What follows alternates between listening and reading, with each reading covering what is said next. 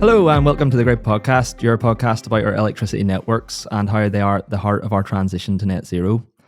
Today we're joined in our Belfast podcast studio with regular co-host and co-presenter David McDonald. Hello. And Chris Doré from TriConneX. Hello. And I'll let Chris introduce himself fully in a second. So we've been spending a lot of time talking about capacity issues, grid connections for all things to do with EV. We've covered transmission capacity and the issues there with renewables across the whole of the UK. We've been talking about industrial electrification projects and the SCR changes and reinforcement and everything else. And we were effectively having a bit of an internal conversation, and we realised we hadn't really covered future homes. So today we're talking about connecting future homes to the grid and what that looks like. And obviously, as homes now are electrifying, electrifying heating away from gas, there's EV charging coming online. What does this all mean for our grid and our grid connections to these homes? So I let Chris introduce himself. He's wearing his TriConneX hat today, a sister company to eSmart Networks, obviously, who work a lot in the housing market in multi-utility. So Chris, if you want to introduce yourself maybe briefly and a little bit about TriConneX. So I'm Chris Doré, Business Development Director of TriConneX today. I'm also Business Development Director of eSmart Networks, as we know, but today I'm firmly in the TriConneX seat. The business has been around since 2010-11. It's formed to solely serve residential developers. I think that's a really important distinction against our sister company, eSmart Networks. And it was formed out of a lot of experience in residential groundworks, remediation specialists, being a specialist subcontractor. And there was a huge demand from residential developers to rid the market of this problem of utility connections on time. We spoke to an awful lot of people and we started the business on that basis.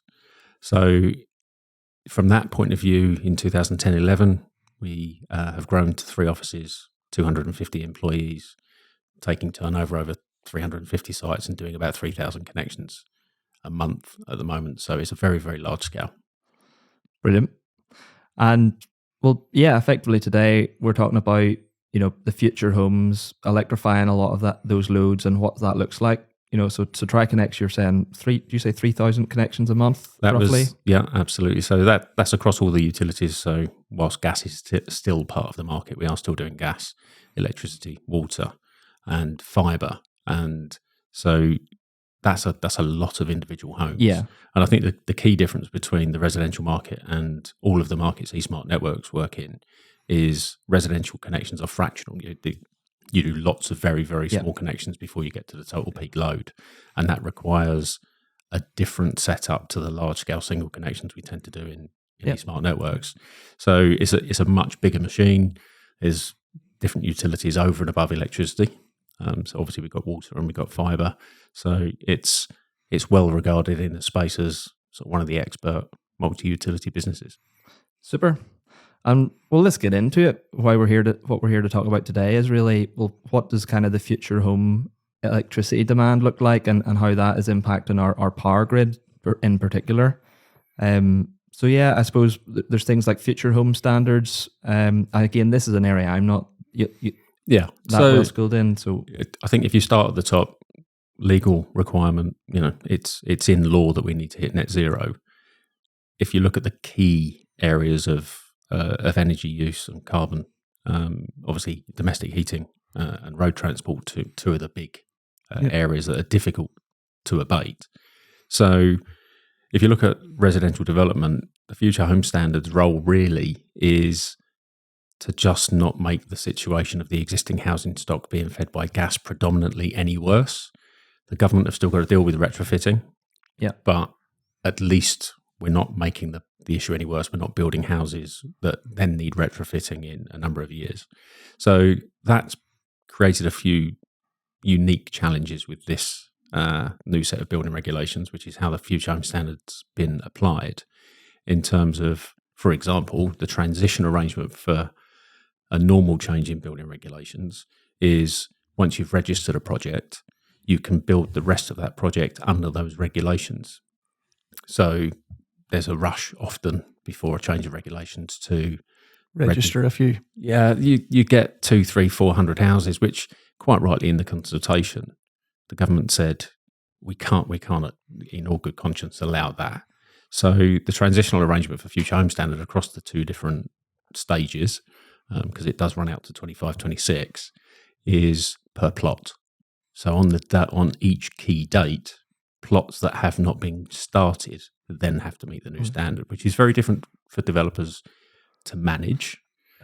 And just taking a step back, so Future Home Standard, it's all about reducing the carbon emissions of a home in use.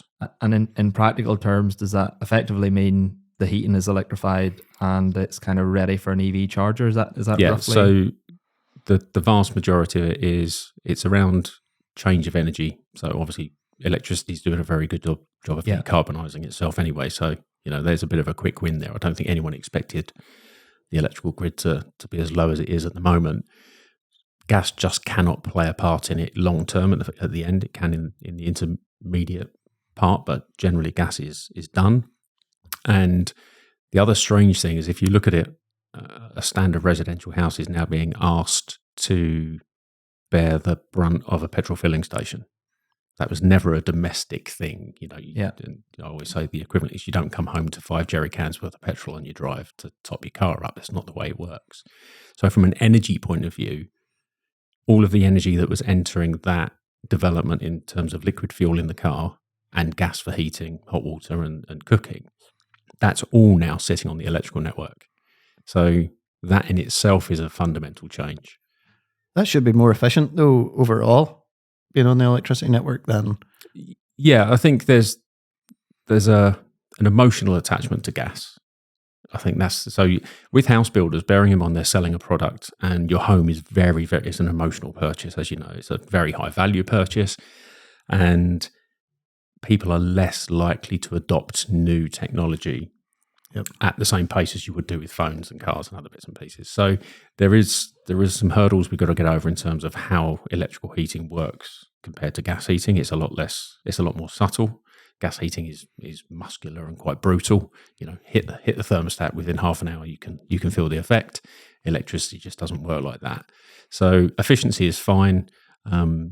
In terms of some of the successes we've had, we've been supporting our customers for a number of years now, and some of the early successes, there was a panic that you take a standard electrical connection for a gas heated home, you add the entire EV charging load, you add the entire air source heat pump load, and that gets very silly very quick. You end up with something probably if you did that, six times what you'd crazy.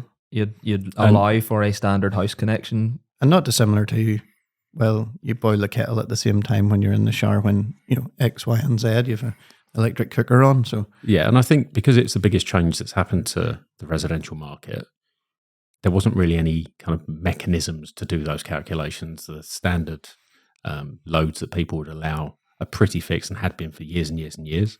And so they needed some thought. And I've got to say that the outcome has been really successful. We've managed to get some really good data. We've brought the industry with us, as generally the independents, the IDNOs, the ENA, and everyone have all got behind this. So there is now a new set of standards. That's really positive. That's done. So we know that everyone's moving forward with a robust set of data. Yeah, and just to take a step back, maybe for some listeners that wouldn't be as familiar with network planning. So effectively what you're talking about there is when a network company, a DNO, an IDNO, an ICP, whoever it is, comes to design a network for, say, a 300 plot housing scheme, it's the calculation you use around, how much grid capacity per house do I need to allow at my main substation or at my grid connection point? Mm-hmm. And so effectively that would have been relatively low. You made a lot of assumptions, and there was lots of background data and everything to back it up to sort of say, well, look, not everybody turns a kettle on at exactly the same time. They've been tried and trusted that for a planner for years and years. Yeah, tens, decades at least.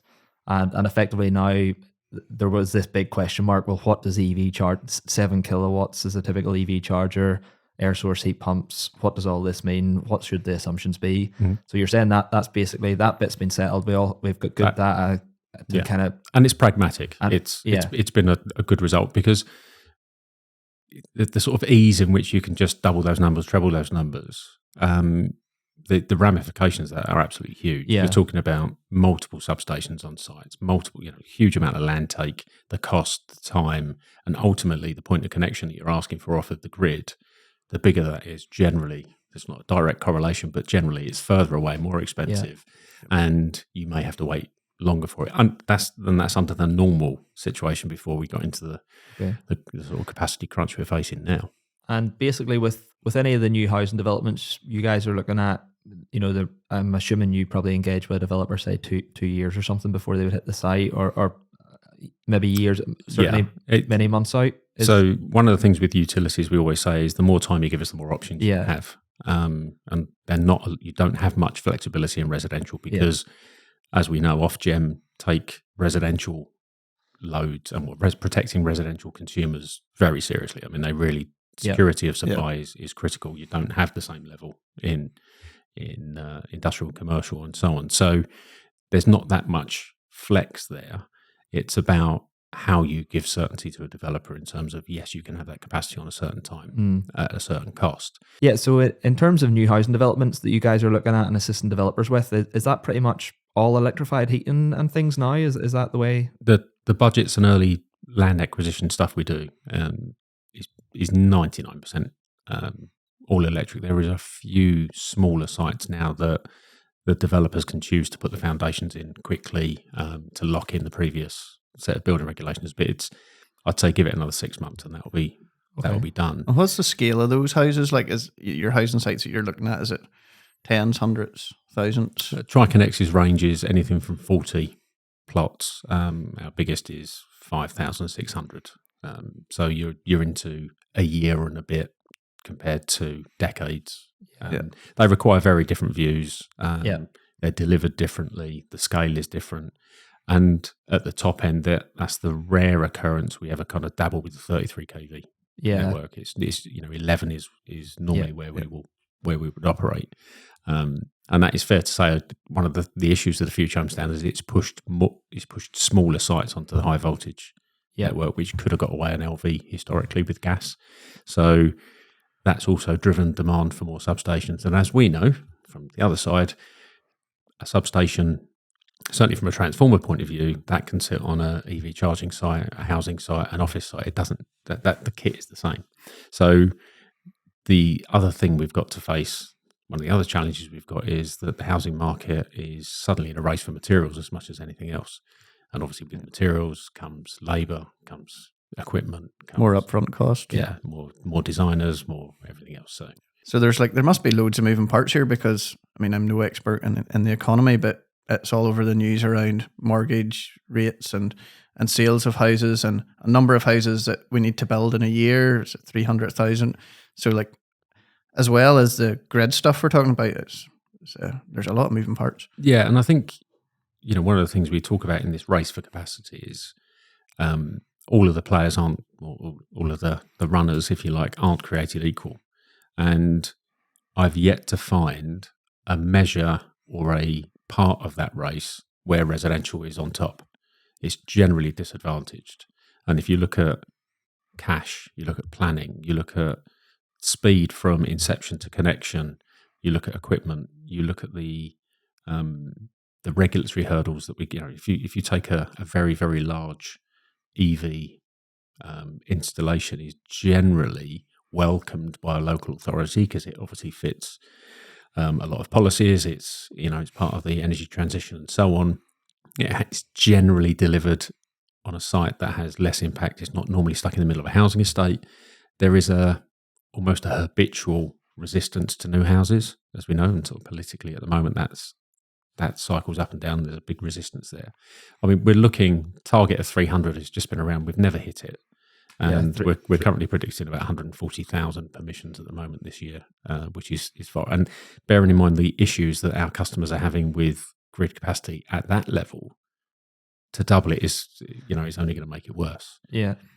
So just taking stock of where we're at then. So we've got our future home standards is pretty much coming in on any sort of new housing sites being brought forward. So that's basically meaning all electric heating, preparing for an EV charger. So obviously, we've got an increase in grid capacity per house, but as you're saying, the kind of standards there have been set. They're maybe not as bad as people would have initially thought. Yeah, we're happy with those. Yeah, so it has increased, but not. It's not massively. It's not blowing the whole thing out of the water.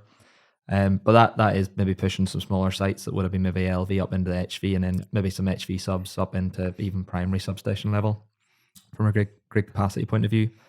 And yeah, so that's where we're at, I suppose. And I think for me, like naively, I probably thought, well, housing, like I know there was going to be more, there's going to be a higher demand because of those elements in the energy transition, but surely we're not seeing a capacity crunch for housing, because I think certainly from my experience back in the day when we were doing housing developments here in Northern Ireland, everybody just expected the grid to be there. I'm assuming that's the same in GB, and maybe there needs to be a change of thought process there. Well, just before Chris, I suppose the question would be, TriConneX, you said you've been doing this since 2013 or 2010, 11. Or 2010, 2011. Like, have you seen a difference in terms of, going for grid capacity and grid connections 10 years ago compared to today? Like, it's almost unrecognizable.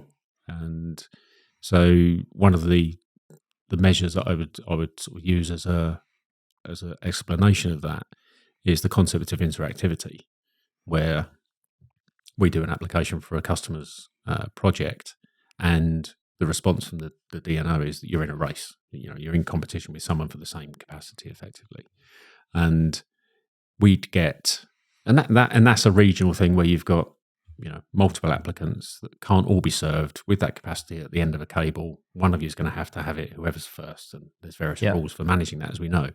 We got one of those a year, and it was so rare we weren't really sure what to do with it, and we'd run around, we'd phone the customer, and we'd all get very excited about it. That's one a week now. That's becoming routine. Yeah, where the guarantee of capacity, which you would have said you need to give a customer an indication of how much it was going to cost, they'd lock that into their viability when they're buying the land. It then takes an inordinate amount of time to get planning. You've obviously got the locals to get around. You've got Section 106. You've got all the various legal agreements, roads, drainage, all these things that you don't have on an EV charging site, for example. You've got to get through all of that before funds are released and you can start building. You could pretty much guarantee you'd have almost the same offer, might have a bit of inflation on the price, but you could rest assured that you'd have power if you found out at the start that you'd have power. Now, that is by no means guaranteed. So firstly, we're having issues at the start. We apply for it, and it's interactive. So we're telling people you can't get power easily for a site you're looking to buy. The other issue we've got is that sites that developers are looking to buy are generally sites that fit within what's called a local plan. So residential development is a very slow process that involves a local authority, call for sites, identifying sites they're happy can suit residential development. And then obviously you go for planning, and so that has to have drainage, it's near schools and all those kind of things. So if you go through that, none of those apply to EV charging. Yeah, 650 kilowatt chargers is the same as 300 houses worth of capacity. So if that customer's got 300 houses, 2 years ago they decided to buy the land, it's gone through the local plan, they've got planning, and they had an offer 2 years ago, and 2 high voltage hubs have been built on that part of the network. And the other thing is educating people, it hasn't got to be next door. It doesn't work like that. Yeah. That site may now not have capacity to deliver it and be viable. The issue with costs for electricity is it doesn't add any value. So if my costs go up by 2-3 times because of the connection, how far we've got to go, offsite works, it's straight off the bottom line. Yeah, you're still getting the same electricity supply. Yeah, like if I'm buying a house, I'm not going to pay more for the house because the electricity connections went up in price. No, and it's not something that the developer can kind of trade off. It's, no one's going to say, well, I've got 240 volts, but the developer down the road's only got 190. It doesn't work like that. Yeah. We did used to say low volts was better than no volts, but I don't think that's an actual thing, really. You should avoid marketing. I think it's fair to say. Yeah, definitely stick to engineering. So being I would say necessary evil, any additional cost for electricity is can be catastrophic to the viability of a scheme. And we've had examples of portfolios of sites, because developers do have sites that are owned, bought unconditionally, that take a long time to get through that process of local plan and planning, that previously had a quote of £20,000. And in one of the extreme examples, previous quote £20,000, loads of load has been consumed in the area. To get the same load, no increase in numbers, was 1 million. Now, that scale it's not, a 10% increase. It's not inflationary. This is structural problems. You're affecting the viability of those sites. And that's the kind of stuff that developers are coming across. So developers can't accelerate because they're constrained by all of the geographical funding, SMEs especially. And, there's a lot of press around, small, medium businesses that rely on bank funding once they've got planning. Now I'm calling them going, you're in an interactive race for a point of connection. We really suggest you accept it. It's £50,000. They don't have £50,000 because the funding is tied up to a permission that may be a year later, 6 months, 9 months later. So there's a real disadvantage even within, whilst residential is disadvantaged to the rest of the industries, there's subsets within residential that suffer even more than the large PLCs with lots of cash. Yeah, because you've got the kind of capacity, there's the race for electrification is on, and which is a positive thing to see. Everybody is responding to the journey to net zero. And obviously we work a lot with EV charge point operators and large industrial electrification projects, and we've been working with renewables and battery storage and everything. And I suppose we haven't really thought it through that lens because they're much more geographically flexible. That like we'll look at sites, do grid analysis for them. A charge point operator might say, well, there's 100 sites. On average, we say, well, we find about 40% of them get ruled out for grid capacity issues. That's roughly your grid attrition rate on a 1 megawatt EV hub. But that's fine. Well, they're like, yeah, well, look, there's 60 other sites. Let's go. But that's all consuming massive capacity. In the year it takes your housing developer to go and get it planning, or maybe 2 years or whatever it is, like there's going to be a lot of EV charging built out in a yearly basis. Well, I think, never mind all the other industrial, industry electrifying huge gas heating processes. We've seen large factories go from 5 megawatts up to 50, just because they were using so much gas that's now being electrified. Yeah, I think the thing we're pointing out is we're educating our developer customers that the grid will not be the same when you come back, because they have to go off, get planning, and by the time you come back, you've sorted your drainage out. We've got constraints that let's use EV charge point operators as a standard comparison.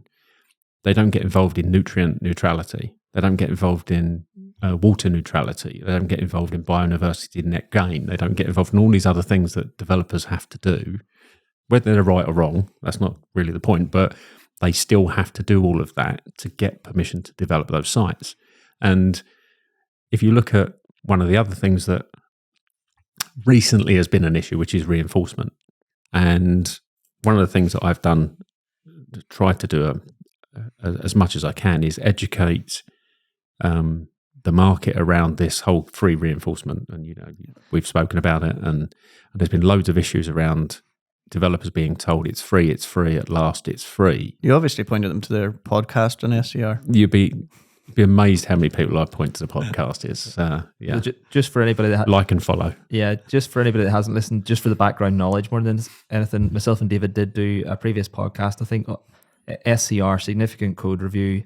And just for a bit of background, it's really Ofgem changed massive changes in connection regulation, which came into force at the start of April this year, 2023, which removed a lot of reinforcement costs from load connections from domestic housing, from EV, from industrial electrification. But if you do go back and listen to that podcast, there is a lot of caveats and a lot of loopholes, and it is not the headline figure that a lot of people are banding about, or the strapline of reinforcement's now free, everybody's getting super cheap grid connections. Yeah, I think if you listen back, that is definitely not the case. Is that what you've been finding, Chris? Well, we've been sent, we've been in this industry a long time. We've got a lot of contacts, and we do see a lot of marketing material that's sent around, and obviously there's a lot of it in the public domain. And the concept that reinforcement is free and this is the end of all the problems is just misleading. And I think that's one of the things that we've always done, is we've tried to be clear and upfront and honest, and try and be ahead of the game with our developers. And the best way of putting it is it goes back to pre-deregulation, where people generally use the DNO, and the reason they use the DNO is because there weren't any other options. Why they've moved to an IDNO or an ICP solution is that it gives you more control, especially if it's focused on delivery on time. Free reinforcement is you get it when you get it. Yeah. And that control is completely gone. If you're an EV charge point operator and you've got sites that weren't viable due to reinforcement, you can wait because you weren't going to get them built anyway. So when you're building another 300-400 sites elsewhere, you can just wait for those to come through the system. A residential housing developer will have a show home launch date, a build rate, an expected revenue. There's a lot of money tied up in these sites up front. And without that level of control and without that level of certainty, free is not the option. So perversely, we often go hunting for a solution that doesn't require reinforcement so that we can still deliver it as a contestable item. So it's something we can build. So housing developers, they're obviously up against it on cost, but time and certainty of getting that grid connection is every bit as important as the actual cost of it as well. Yeah, and there's so little wiggle room in a housing developer's pipeline of projects. And, the vast majority are driven on delivering a certain number of units in a certain quarter, half year, and that's a revenue to make sure they're covering their costs and they're profitable. If you suddenly have 2 or 3 jobs drop out and not be delivered in that, then that can have a catastrophic effect on that year. And we were saying that from a risk point of view, one of the things that we're seeing is we're pushing for grid capacity to be next to planning permission on the risk register. So just to recap then, really, the race for electrification is on. Large industrial processes are electrifying away from gas. We've got EV charging, large sort of scale rolling out across the country. And then obviously the homes of the future coming on where gas heating's been electrified and there's an EV charger being equipped in the home as well as all part of this future home standards, which is all good to see, obviously, but it does mean network capacity is really at a premium, and it is being used up across the country as well. And the race is on by the network companies and everybody else to keep creating more capacity faster than all industry and everything else that's electrifying is taking it up. And that is obviously a massive challenge for the grid. We're covering it in pretty much every podcast. So I suppose that's where we're at. Everybody's looking for more electrical energy now. Grid connections are getting that bit bigger. And I suppose bringing it back down to kind of housing developers who are rolling out, large multi-plot housing schemes. They do have several disadvantages then. Some of them we've already touched on. So we've got the fact that they're kind of geographically constrained. There's a local development plan from a local council. That's a whole process. They need to get onto that. And then there's planning permission and X, Y, Z. And that.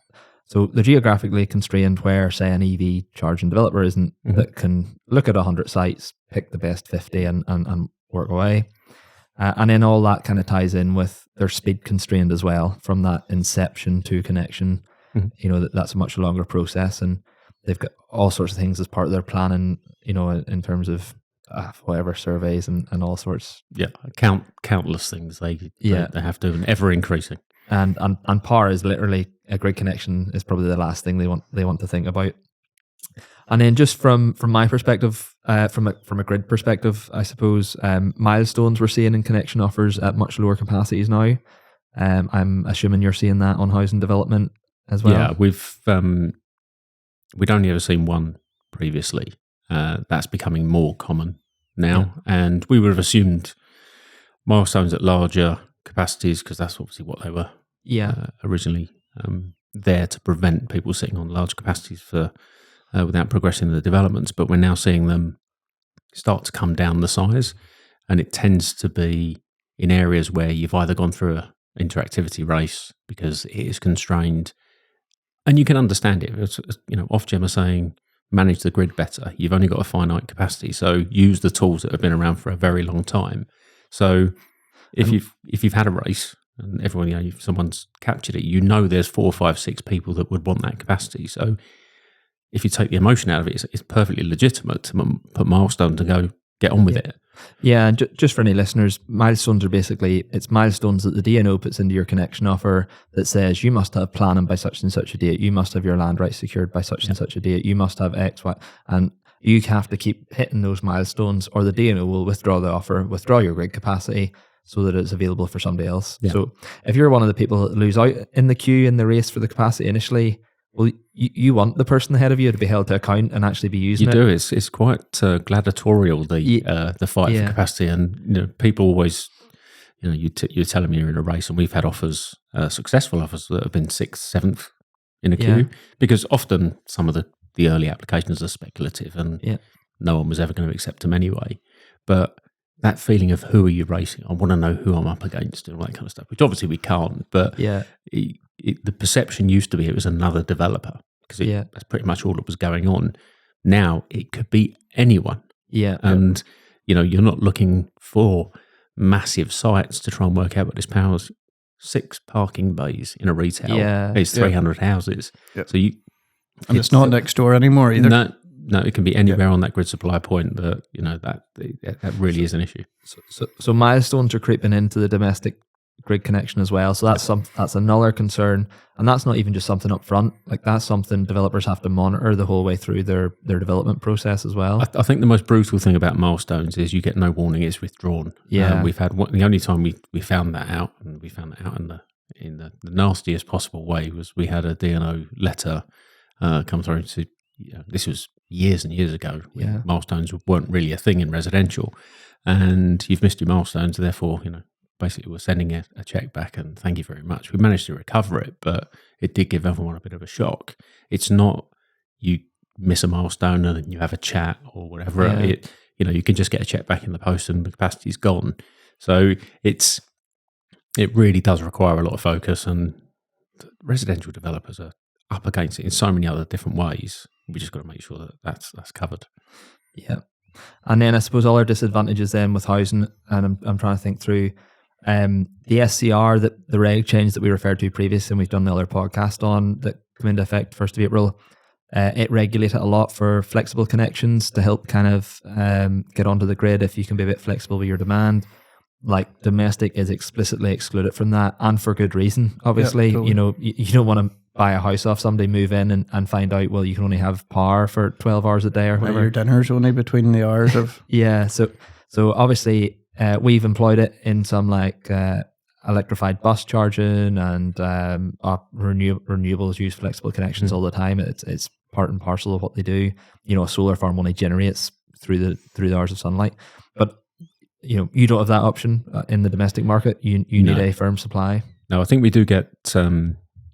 understandably, we get questions from developers going, well, I'm putting a lot of PV on the roofs. Surely that reduces my connection requirements. Can I put some batteries on plots? Can that reduce my...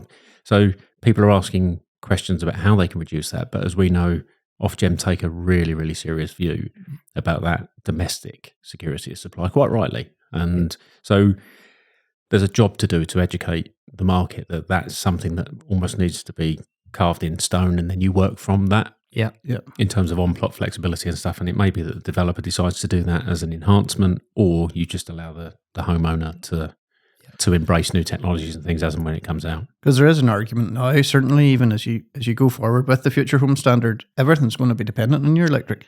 You don't have your heating unless you have your electric.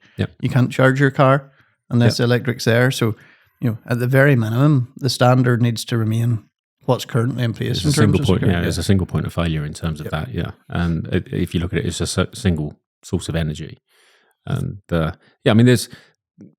So the base, the untouchable base for us is everyone has to have that grid capacity or grid connection, that robust grid connection.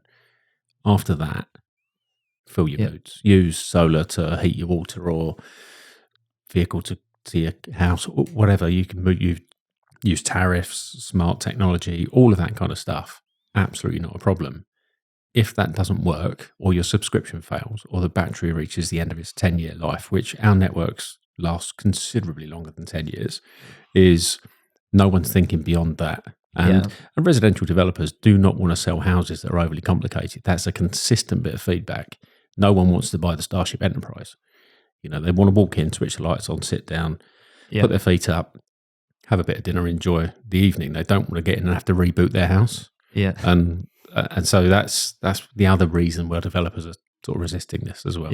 I think rightly so. But it does just give that extra level. You do need that firm capacity from the grid. 100%. You can't be messing about with non-firm connections or flexibility that we have done in EV, certain industrial circumstances, so all our players in this race for electrification. It's another disadvantage that residential don't help. I mean, you do look jealously at it and go, if only, but you can understand why. These are people's homes we're talking about. Yeah, exactly. And then the other thing I was thinking, where EV charge point, operators are maybe rolling out 100 sites, you tend to sort of quickly get to a bit of a cookie cutter design. You can run your procurement across, massive sites and sort of standardized kit. I'm assuming housing's maybe a little bit more complex than that, a bit more changeable. I mean, obviously, utilities are standard by their very nature, but the procurement, the rollout, and obviously, as you know, we in eSmart Networks, we procure multiple units of things. We're taking huge pipeline views on, we need 10 of these and 12 of those and 8 of those. That comes with a cash implication. So actually the standardization enables them to deploy capital quicker to then allow the sites to progress. So you don't need many. So you need a single transformer, for example. So it's not a lot you have to purchase. You could take a view on what transformer you want, but until your design's done. But equally, if you say to the developer, can I have the money for that? It's we haven't got planning.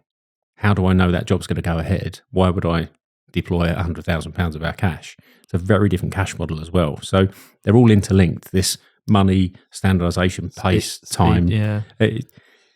It's all the same thing, but basically one side has complete flexibility, same stuff, same. As we know, we're ordering tens of things, whereas in the residential, we wait, it's signed up, you do your single line diagram, you order your kit. You order it early, but... early in the residential world it's very different. It's not the same early. Yeah, we're not saying... We don't have the confidence that we would have 3 other sites to put that bit of kit on if this one fell out. Yeah, okay. And I think the pace there in that is it'll be a very interesting, a bit like the future home standards that you discussed earlier, where we're saying, it's going to be implemented pretty quickly. There's not like a long lag across, and we'll find that with some of like the changes, even with DNO specs, say for switchgear, ring main units with SF6 or whatever. So because you've got that longer pace time in the domestic world, you could even get hit with equipment changes that are being driven from a sustainable type of viewpoint.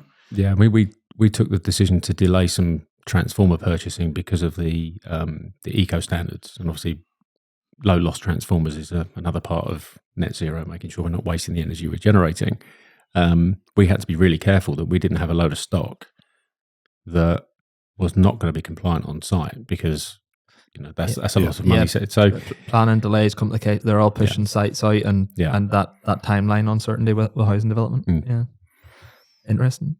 So housing developers have a few challenges when it comes to grid and grid capacity, then is basically what we're saying. But I think it's definitely not all doom and gloom, though.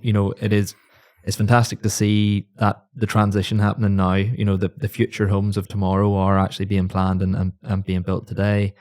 And it's great to see that all our industries are all making that move as well. This challenge has come about because everybody has really grasped the nettle in terms of moving to net zero. Yep. Everybody's pushing behind it. So that's hugely positive. And we all knew that going to net zero was going to be a challenge. If it was easy, we would have done it a decade ago.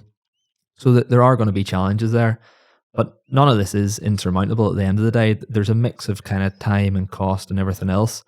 But there has to be ways to balance that and ways for developers to maneuver all of this. So, putting myself in the shoes of, say, a housing developer today, if you were talking to me, like what would your advice to them be, in the way the grid is today and the challenges they face from a power perspective? And it's probably one of the last things they want to think about. Yeah. What would you tell a housing developer? So the first thing is I would explain the context in very, very quickly, the race analogy. And I've done that to a couple of thousand people now, either in large groups or individually. And we've got a way of getting that across to very quickly and capture the attention, because you say there's a lot on. So you need to kind of get the room. So that's the first thing, is this is real. The first thing is to shift permanently the concept of grid connection to the top of your risk register. At least as important in planning as we say a lot, a site with planning but no power is no site. You can't build it. And so that's different. That's not something. There's a huge amount of very, very embedded process around understanding planning, committees, appeals, all that kind of stuff that goes with that. So this is new stuff, understanding the language around. Like this would have been pretty much bottom of the risk register. It just wasn't a thing. Feature. Wasn't a thing. There'll be an occasional increase where a bit of reinforcement was required, and another 50,000 that would have called a bit of angst briefly, but that's it. But because this is a structural issue with the market in terms of their ability to continue to develop, top of the risk register, at least next to planning. Yeah. So be alive to the issue and be monitoring it. Yeah. So, you talk to the MD and say you need to have that on the agenda around the ball table. I'm not, and that's not, there's no histrionics there at all. That's not me getting too excited. That's legitimate advice, is get it on the agenda every single time. Get a spreadsheet. We all have a spreadsheet. So that you can see at any given time, and it will be out of date as soon as you've created the spreadsheet, but at least it's best available information. You need someone who can provide that. And that's from a site you're just about looking at, just come on the market, or you're talking to the landowner, right to a site where you haven't completed design, you haven't got planning or whatever else, you haven't quite pushed the button on, and everything in between. So that's the first thing, is get a view of where you are. And you need to do that exercise in its entirety once, then you've got to keep it updated. So you need someone who is going to work with you on that, or you need someone internally to do that. So someone needs to do that, because what happens is the external world impacts that. So DNOs get in touch. Something will happen, and you'll get an interactivity, or you'll get an unexpected grid offer, either way too expensive or not available. So the next thing is to make sure that you have a decision-making group that can respond to those issues. So interactivity is you've got 10 working days to make a payment or make a decision. Yeah. You need to be making that quickly, or else somebody else is taking your capacity. One of the things we've always done is, how can we make this as easy as possible? So we've committed within 24 hours of getting a notice of interactivity. So there's various ways we manage that internally to make sure that silly things like if someone's on holiday, it doesn't get missed. So it's the flag goes up if an interactivity comes in. That is immediately communicated to the customer. So by this point, they've been told they've got a decision-making process around, and they know the clock's ticking. So we try and give them as much of that 10 days as possible. No is fine in that context, making a decision on that, but at least responding that you've looked at it. Am I going to buy this piece of land? Are we going to be outbid? Do I want it? Is it top priority? Is it one-on-one negotiation, which definitely ours? Great. So we get a yes or a no. Because day 11's too late. Absolutely. And, there are examples where we did have one example where we were successful in the interactivity queue at a position 4 or 5. It was unexpected because you're never quite sure. And the requirement was then to pay the money within 10 days. And there was an error in the accounting within the customer, and it got paid in 11 days. That capacity was lost. The next connection available was over £1 million, and this was 20,000. So the scale of these issues is significant. Yeah. So it doesn't take me long to tell that story where all of a sudden I get everyone's attention. The other thing is, once you make that decision, is you've got a commitment to pay. You need to know if you're successful, you're going to have to put your hand in your pocket. And that's, again, where one of the unfairness elements work, is a lot of these smaller developers, they've got bank funding teed up as soon as they get planning, the money's released. And I've actually started speaking to the banks to go, this isn't fair, guys. You're putting your capital at risk by not backing these guys earlier, which I never thought I'd be speaking to banks about grid capacity, but I am. So that's the advice I would give, is sit down and understand where you are now, put a process in place with either someone internally or someone like TriConneX, because our customers get that as part of our service. And that way you can focus on everything else and don't worry about grid capacity. Someone else has got that. If something you need to get involved, you'll get involved and you'll get told about it. And what that does, that starts to deal with some of the disadvantages. There's no magic wand. You can't buy yourself out of this. You can't, shout and scream your way out of this. This is about constant, pragmatic, real-time view. And what we then do if we're looking at a customer and we get told there's a particular area of the UK which is starting to really hot up, we start to see some strange applications coming back, we can then go back to our database and say to a customer, look, you've not refreshed these applications for a while. We suggest you go in because this area is starting to get a little bit flaky. Yeah.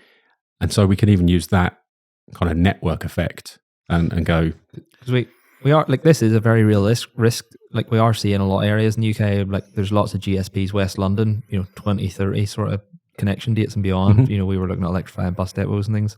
I can't believe it isn't a bigger news story, to be fair, where, you're sort of saying, like, all those council areas that are affected in West London, no more housing of any significant, maybe the odd small connection, but nothing of any significance.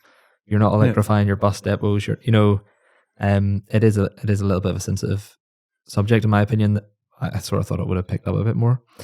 But yeah, that's really useful. So, in a nutshell, get it onto your get Grid onto your risk register. This is as critical as planning now. And we have seen that. We've all seen various issues of grid capacity tripping projects up of all sorts of shapes and sizes. And then get that portfolio management going for Grid. So get it done and keep it live. Yeah. So that it's there as part of your process. And you need to be staying close to that, milestones, interactivity processes, and all the stuff in the SCR that actually just come out that kind of penalises towards domestic customers around speculative applications as well. So there's a lot of new regulation coming in there from April, which, again, if you listen back to our SCR podcast, that is really onerous on the housing developers too. So it's managing all of that, being alive to it. Yep. And again, when you sort of think about everything else housing developers have to worry about, I can see the appeal in sort of getting a trusted party who is, all things Grid to kind of look after that. I think for me, like, it's that this is a sort of short to medium term play as well. So, like, ultimately, we were all at conferences 5 or 10 years ago saying this is all going to happen, and we knew, as you say, we knew there was going to be congestion, and how was that going to be managed. But we are starting to see all the levers being pulled now. So, like, it's great that we're heading towards net zero. It's great to see people. It's great that the standards for homes is now sorted out. We all know where we're going. This is a real bit that needs to be managed now in this space, so that we maximise that time, both from a developer's perspective, but also from a wider contextual perspective for net zero, that we don't have to wait to the 2030s to get what we can on the current grid. We maximise it the best we can, and then that leaves us in a great position as a country then to push on to that 2050 target. Well, equally, I said we know there is issues in certain parts of the country, but we know there is good places to build houses and to put EV chargers and electrify industrial. We know there is good areas to do that in the country as well. So it's not all doom and gloom. Everybody is now moving in the right direction. There are ways and means of managing the thing. I think, probably to Chris's point, one of the key things is it's probably just awareness, really. Housing developers just probably didn't have to worry about this before. Definitely not. It's a new issue. So. Yeah, and that awareness and having it on their radar is probably, that's a good starting point, really, isn't it? I think that's the learning for me. We've covered pretty much all sectors now in terms of grid connection. So we started probably in renewables. We were looking at large industrial connections. We were looking at battery storage. We've now been able to have this podcast with Chris to help us understand the residential, and the message is kind of the same, at a high level. Make sure you put grid at the top of your list in terms of what you expect, what you need, time, money, effort, and get that. Don't leave it late. Yeah, get the early visibility on what it's going to look like, what the key risks, what the costs, what the timescales, and what the options are. But it's interesting. Part of the conversation we have with the other sectors is, let's see what other opportunities you've got. You might be able to, if you do have geographical flexibility, you might be able to take more grid and actually attract a different type of tenant to your industrial logistics. So you might be able to go, attract someone with a fleet. You can't do that in residential. Yeah. You don't want too much because, again, it puts you into a different race and so on. So it's really quite strange that the grid is an issue, but we in residential have none of the little tools and things we can play. We've got to play the hand we've got. Very limited toolbox to try and deal with it. We understand it. We understand where we are. We understand the constraints. We understand what milestones mean, what interactivity means, and everything else. It's making sure that's brought together as a coherent service that is relevant today, still ticking behind the background in 2 months' time, 2 years' time, so that it's not a one-time thing. This is, and we've got various things in TriConneX that are coming out to formalize that in a much more coherent way, so that people can see what that service looks like. Brilliant. Great. Okay. Well, I think we'll wrap up on that note. Yep. Thanks for listening to the Grid podcast. You can subscribe on YouTube, Spotify, pretty much anywhere else you get your podcasts. Yeah. Ask questions. Yeah, and please do send in questions, leave comments below, whether it's on YouTube, LinkedIn. We do like to get the questions and inquiries in. If you've got any ideas for future podcasts, again, ping them through. We did have quite a few responses to our a couple of podcasts ago now on the transmission capacity crunch mini series. We will be coming back with that as well. There's been so much movement in that space. We have a bit of catching up to do to get back on with that one. But do send them through. We do respond. We do like to reply, and definitely do like your ideas or questions as well. And on that note, we'll close out. Thanks. Thanks very guys. much.